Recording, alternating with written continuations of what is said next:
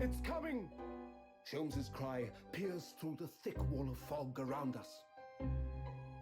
Wisps of vapor flowed over the pistol as I cocked it, and I waited, breathlessly, in the stillness. The silence lasted for what seemed an eternity, until, at last, it appeared. From the shadows of the cloud, an enormous beast sprang out upon us. A hound it was, but not such a hound as any mortal has ever seen. Its eyes glowed with a smoldering glare. The whole of its ox-sized body was outlined in white-hot flames. Its rumbling pant and hideous howl, so terrified was I that I began to tremble with fear. "Look well, Wilson," Sholmes declared, gazing upon the mystical beast. "For this is the diabolical hound of the Baskervilles." Hey guys, what's going on? My name is Neremik, and welcome to Case 5 of the Great Ace Attorney. Our first 2 months in London passed by in a flash. In that disconcerting courtroom experience, we were first thrown into the day we arrived in the country, and in Sosuke-san's terrible ordeal that had followed closely behind, we'd emerged victorious. However, there came an abrupt end to our opportunities to appear in court, which was hardly surprising, of course, since I was nothing more than an amateur, an unknown student of law from a faraway land. So life in our little office was very quiet. That is, until it was shattered one day by that fateful telegram. 15th of April, 9:13 AM. Naruhodo's Legal Consultancy.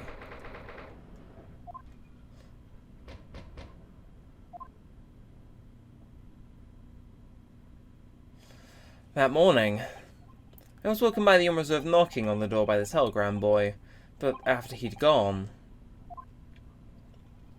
Susato-san's behavior became very obviously strange. Susato-san? Yes! Is it time to leave for court already? Let me see. What case is it today? I don't think I'm scheduled to defend anyone at the moment, am I? Oh no, of course not. How silly of me. But I think Iris said she would make us breakfast this morning. Shall we go down to Mr. Sholmes' suites? Yes. Iris makes the most delicious breakfast food. She does, doesn't she? And once our bellies are full, we can leave for court in fighting fit form. Let me see. What case is it today? Here we go again. Okay, converse then. The telegram. So, what was it about? The telegram that was delivered this morning, I mean. Oh, a telegram? I don't know what you're talking about. Sorry, but you're not gonna get away with that. Well, I didn't think I would. Actually, don't give it a moment's thought. It's nothing. Nothing interesting. Boring, in fact. It was just a boring old telegram. That's 3 times now that she's tried and failed to convince me that it was nothing. I promised that I'll tell you about it at some point. Alright, I understand. Yeah, so Susato-san's acting strangely. Something on that telegram she clearly didn't like and has got her acting, well, admittedly, rather odd. I suppose Sosuke-san will have arrived back in Japan by now, won't he? Yes, I should think so. He left immediately after that terrible ordeal. Which would mean he should have completed the voyage already, or just be a few days away. A fortnight ago we had that very long telegram from him, do you remember? Complaining of seasickness. But by and large it seems the voyage has been going well. Is something wrong, Naruhodo-san? I was just wondering, what might have become of Sosuke-san had he stayed in London, that's all. You mean, as regards to Lord Van Zeeks, the Reaper? Yeah, I can't help wondering if seasickness would have paled into his significance in that case. And of course we got the Reaper. What is it they say? That no one who stands in the dock can be saved from the Reaper, right? Like the way that nightmarish trial ended on the very day we arrived in London. Even 2 months on, the cause of that dreadful fire is still a mystery. Yeah, but at least Sosuke-san is safely out of the country now. Presumably that means that the Curse of the Reaper can only take effect within the confines of the city of London, perhaps? Even if that's the case, it's a little comfort. I have a terrible sense of foreboding. If the legend of the Reaper is to be believed, it would mean he wields the sword of justice himself. Come to think of it, I wonder what he's been up to this past 2 months. Surely, not wielding that sword against more acquitted defendants. No, I don't think so. Apparently Lord Van Zieks hasn't appeared in court once since our last encounter. Oh? Yes, since Sosuke-san's trial, he's withdrawn from judicial service again, it seems. Really? Just like before, when he wasn't seen in court at all for several years. So it's just been me who's had to face him in this recent spate of trials then? Ugh, just my luck. I wonder if luck doesn't come into it. Sorry, what was that? Oh, nothing. Never mind. Okay, well, that's all we could really speak about for now, so Sholmes' suite. We'll check out what's going on downstairs. On the 15th of April, in Sholmes' suite. Morning, Bruno. Morning, Susie. Good morning, Iris. Iris. What is it, Bruno? What is that terrible noise? It sounds like a cat being strangled. Ah, yeah. You noticed that, didn't you? Lily isn't in the best form this morning, it seems.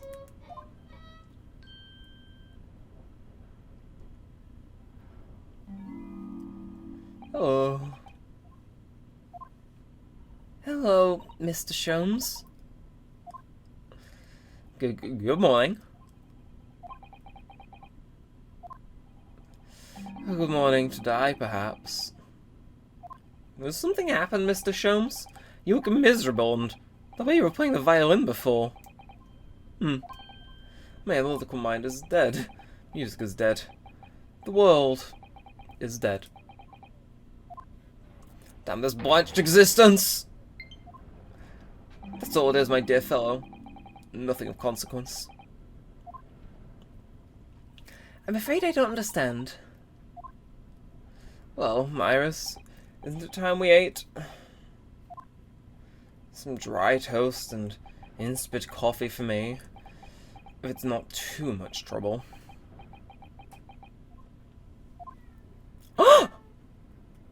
Shoo! Oh look, it's Wagahai. Wait, he's not called Shu? Good morning, boy. That must be some sort of tiny door for cats to use. But how did it get there? Well then, everyone, time for breakfast. Oh, wonderful. Let me help you, Iris. It would indeed be a fine day to die. Ah, I knew something looked different. Something's missing from Mr. Sholmes' desk. Okay, well, we'll try and converse. Wanting to die. You seem to be very unhappy this morning, Mr. Sholmes. What's happened? It used to be the case that's in my hands. This violin sung like the dawn chorus. Its melisant tones would make flowers bloom. It would? But now, the muses are unamused with me. The goddesses of music have thrown me over. Whatever do you mean, Mr. Sholmes? For hours I have bowed, for days even. Through the night I have endeavoured to no avail. That sound, my tone, is lost. That brilliant, clear, unwavering tone, gone forever. No more recitals of unbridled emotion. Well, you haven't been practicing much lately, have you, Hurley? Don't worry, I'm sure it'll come back to you in time. Heed my words, Mr. Naruto. The goddesses of the arts are fickle. One day they bestow genius on a man. The next they unmercifully withdraw it. Oh dear. Ugh! Why is this happening to me? If they take the turn I have for the violin from me, what is left for pity's sake? What is left?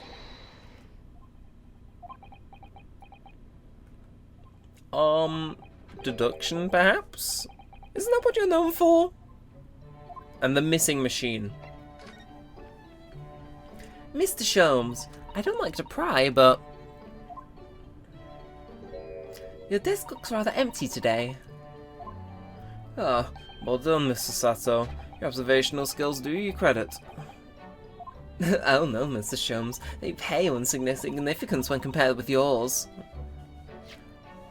You'd struggle not to notice, wouldn't you? You mean Hurley's Great Analytic Scope? That's at Winterbank's now. Sorry? It's a Windybank. No, Winterbank's, the pawnbrokery. Pawn? What? You mean you've pawned that enormous machine of yours off? It has some considerable value, you see. Quite undeservingly. But, is this a very important machine for your work? I do wish you had consulted us if your situation had become so desperate. I should have gladly passed what little income I have to you. Dear madame, things are far from desperate. But the pawnbroker has your wonderful machine. How can that anything be but desperate? Making use of a pawnbroker is quite ordinary here in London, I assure you. It is? It doesn't sound ordinary at all. It would seem that neither of you fully understand how pawnbroking works. Oh, what's that to understand exactly? Okay, well, how pawnbroking works then. What did you mean when you said we didn't fully understand how pawnbroking works? For the people of London, pawnbrokeries are akin to banks. Banks? On Mondays, merchants relinquish their finest jackets and trappings to their pawnbroker of choice.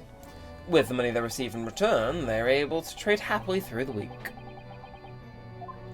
And then on Saturdays, they go to recover their things using the money they've earned. I had no idea. That's been a fascinating lesson for us. Everyone does it, you see, especially people in inner London. And should they have money to spare, they would purchase another fine jacket. Not to wear, obviously, but to pawn, should the need arise. Oh, how ingenious! So, whenever we have something that's getting in the way, we leave it at Winterbank's, you see. A pawnbroker can be thought of as an extremely secure vault. Who would have thought that even pawnbrokers are different here in Great Britain? Of course, you have to watch Hurley with it. Sometimes he pawns things he really shouldn't. Don't you, Hurley?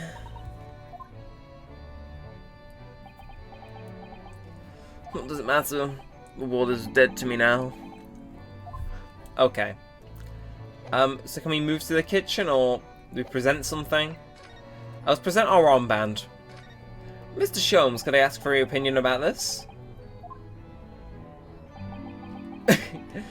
You lure me to raise my languid head with the promise of some mental exaltation. Yet, in my Morbius depression, I am confronted with the most mundane of problems. Oh.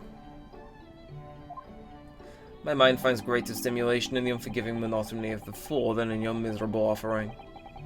Always glad to help. Oh, my head weighs heavy on my shoulders. Okay, so maybe we just need to examine them. Okay, yes. Speak to Iris. Wagga High. Mr. Natsume's cat seems to have settled into his new home, then. Oh, yes. And I've become very attached to little Waggy. It would appear his previous owner has completely forgotten to him. Cats are unfeeling creatures. Their mews as empty as the hearts of the muses. Shoo! If Mr. Natsume had no intention of taking Waggy back to Japan, I wonder why he kept him in the first place. I expect he would have taken him if he could, but pets are strictly forbidden aboard steamships in our experience. And for good reason. Terrible things can happen if the rules of passage are not obeyed. Well, I don't mind, because Waggy is adorable. Yeah, he really is. Oh yeah, what about the door? I don't remember seeing that tiny thing in the main door before. Where'd that come from? Oh, you noticed. You are observant, Bruno. Look, I used this. It's my latest invention. What is that? I call it the cat flapper-mat. Gosh, a machine for making doors just for cats? That's right, it can make a cat flap with just a little furry friend like Waggy in seconds. And it can do any door at all, no matter what it's made of. It's very powerful, you see. Wouldn't it have been quicker just to make the cat flap rather than making a machine to make the cat flap? Well, yes, maybe, but now I can make cat flaps anywhere I like. Oh, I think it's wonderful. You must make one for us in the door of our office upstairs, Iris. She really knows how to come up with unconventional inventions, this girl.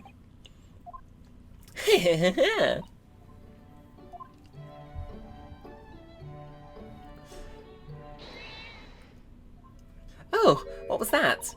Wagga hi?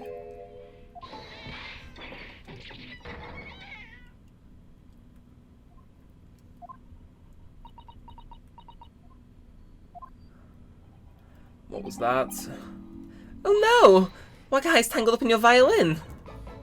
I think he thinks it's a toy! No! Oh, what's he doing to it? Oh dear. Mr. Shones' precious violin. Why should I care? What? I shouldn't be surprised if the cat is a more accomplished musician than I now. Mr. Sholmes really is in poor spirits, isn't he? Well, anyway, I'll put it back where it lives, shall I, Hurley? Out of the cat's reach if possible. Maybe we should assess the damage. Okay, well, that seems like a decent spot to start on, so... Look around. There it is. So this is the violin, is it? It's a Stradivarius. One of the finest violins in the world. Made by the renowned Italian luthier, Antonio Stradivari. Oh, I see. It doesn't really look anything special to me. I happened upon it covered in dust, languishing in a pawn shop down a nondescript back alley.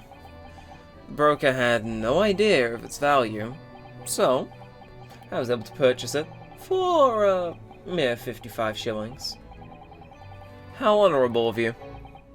And until today, it has been my faithful companion in every Paganini-inspired performance I have made. I ask you, is there a reason to live in a world devoid of music? To tolerate this blanched existence? There is none.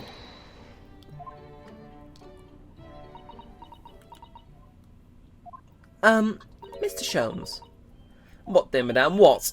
My thoughts are preoccupied with fantasies of release from this dull routine. Well, it's about the violin. It looks very different to normal, don't you think? Hmm? What do you mean, Miss Sasato? Oh, Susie's right. Yes, the tone of the wood is completely different. And that's not all. I'm sure there was no crack here before. Wait, it's not even the right size, is it? What's this?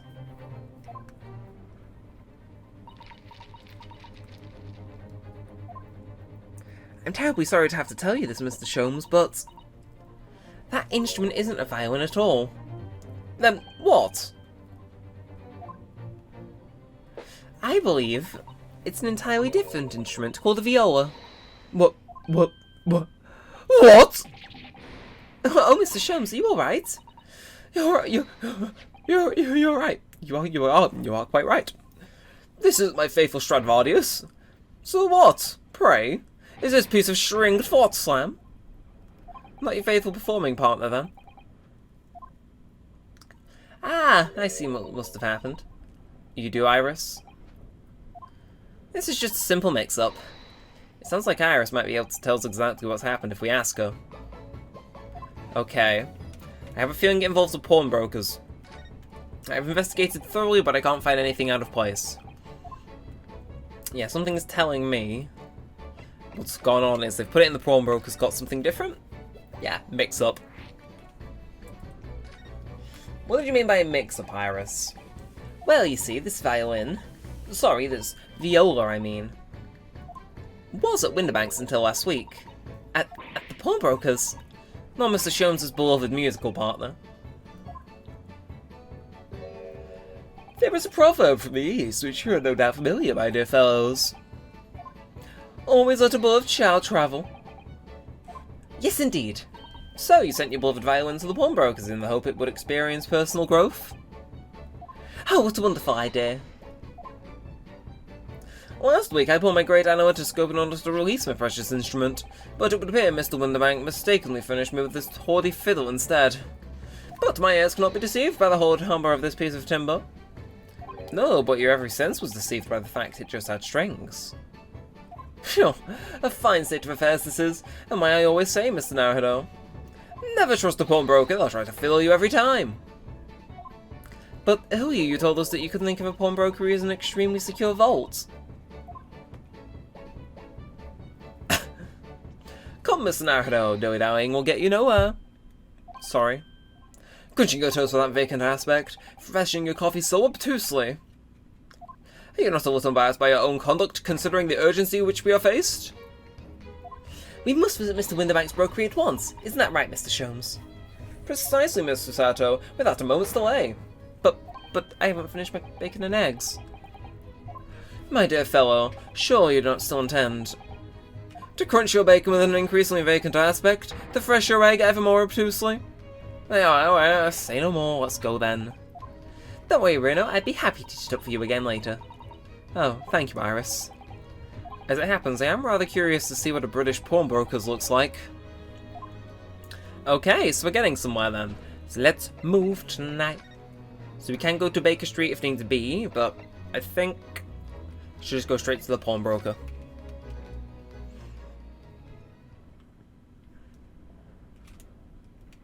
"15th of April, Winterbank's Pawnbrokery."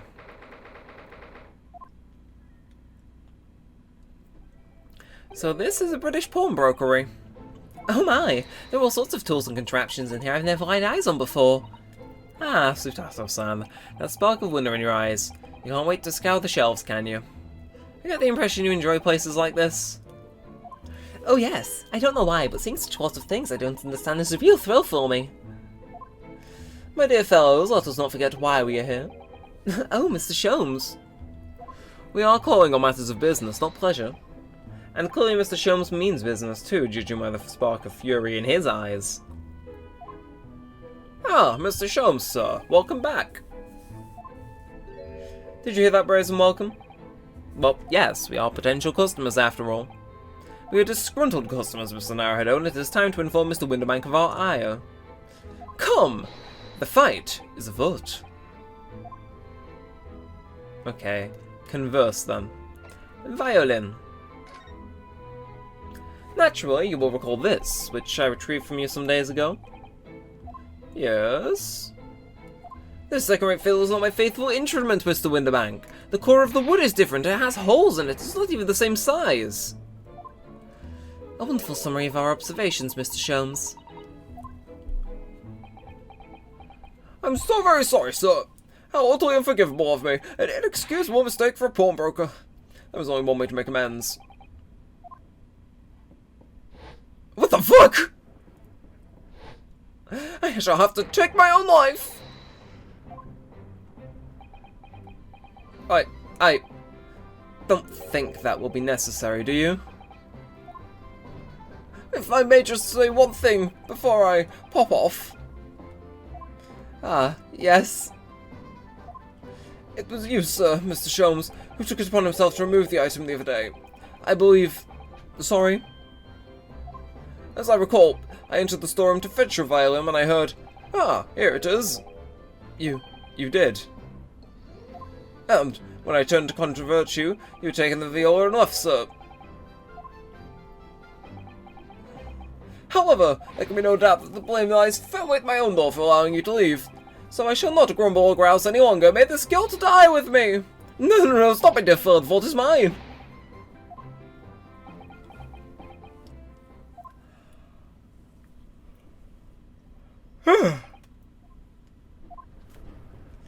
It would appear that the fight is over.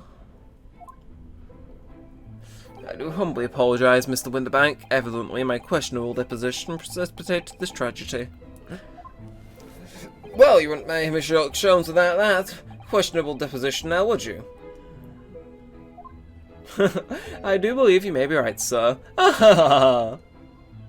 It's either laugh or cry, I suppose.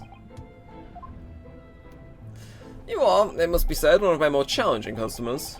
I needn't remind you of the peculiar collection of items you brought through my door in the past. Oh, particular items? In the extreme, madame. For example, the unpublished manuscript of an eponymous work, the novels of Sherlock Holmes or some such.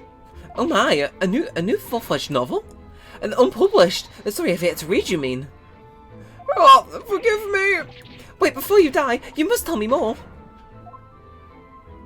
Unpublished story. I must know more, please tell me everything. Wow, Susato-san is really fired up now. Is there really an unpublished story under this very roof?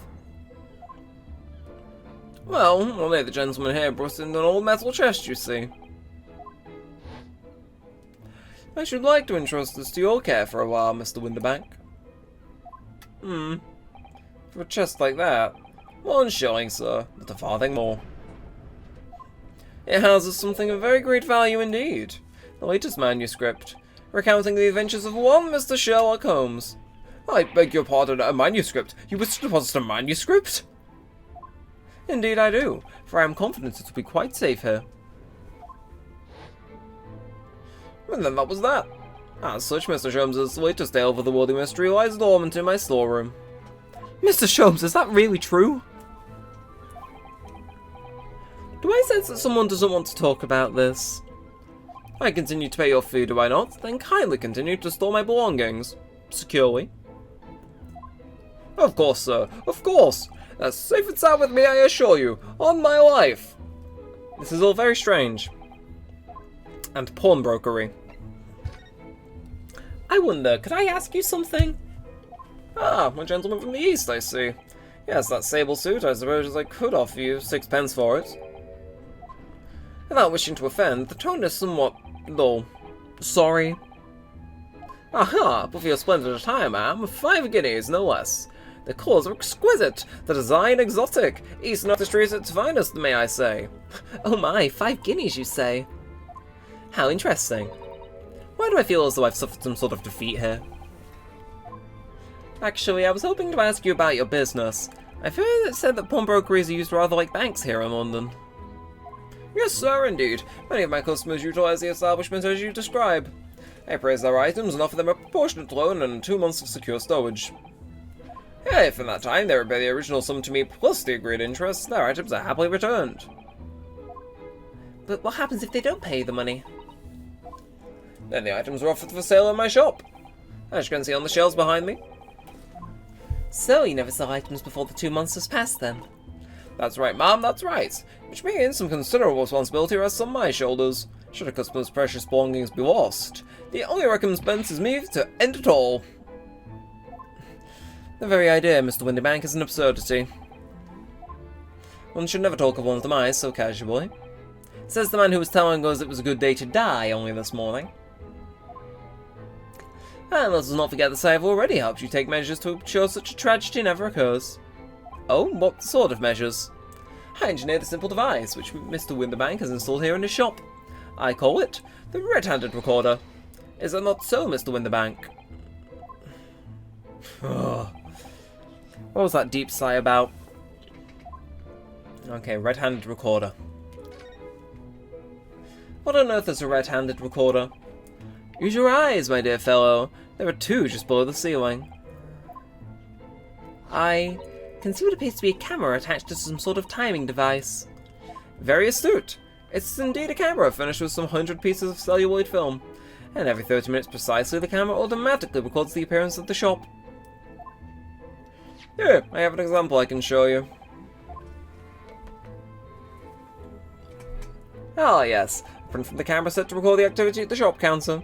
I developed a special type of film so sensitive it produces a crystal clear image even in darkness. Really? That's extraordinary.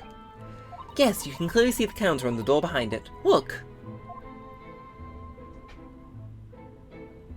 So, you see, were someone to enter the premises with ill intent, his identity would be summarily exposed.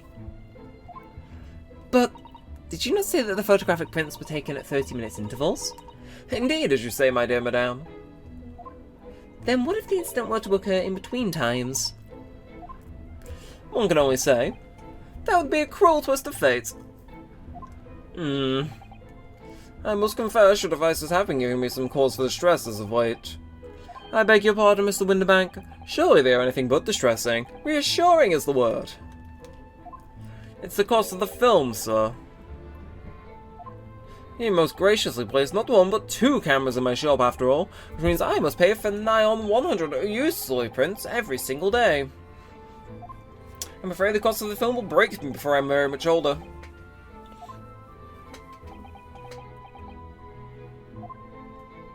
Nevertheless, a small price to pay to ensure the safety of my preferred patrol broker, you know? My dear fellows, we veteran days where safety and security come at a price. Oh, heaven help us.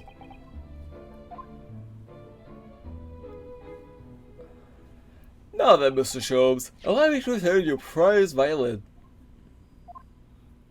Ah, the very thing. Thank you, Mr. Winterbank. Perhaps this might mark the end of the peculiar items you tried to pop, Because if anything were to happen to one of them, this would be the only answer. I really think you ought to stop waving that gun around. Someone could get hurt. Fear not. Sorry. I've only ordered a single bullet, so no one but myself could possibly be harmed. That's not really what I meant. Good day to you then, Mr. Winterbank. It's been a pleasure as always, Mr. Sholmes.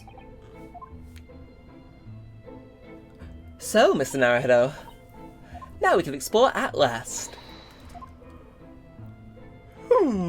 Okay. So if we, no, I do not wish to move, but examine. Can I actually, yeah, I thought we've spoken to you. I think we may end the investigation here, actually. We're at the half-hour mark. From what I remember, this, investigation has a big thing coming up in, another 30 minutes, so I'll try to cram that into next episode, and then I think the actual investigation comes after that. So if you have enjoyed, feel free to like, comment, and subscribe. It all helps out a bunch. Let us know you want to see more of this and all that good stuff. But until next time, with all that said, all that aside, we'd like to thank you for watching. My name's been Neremik, and peace out.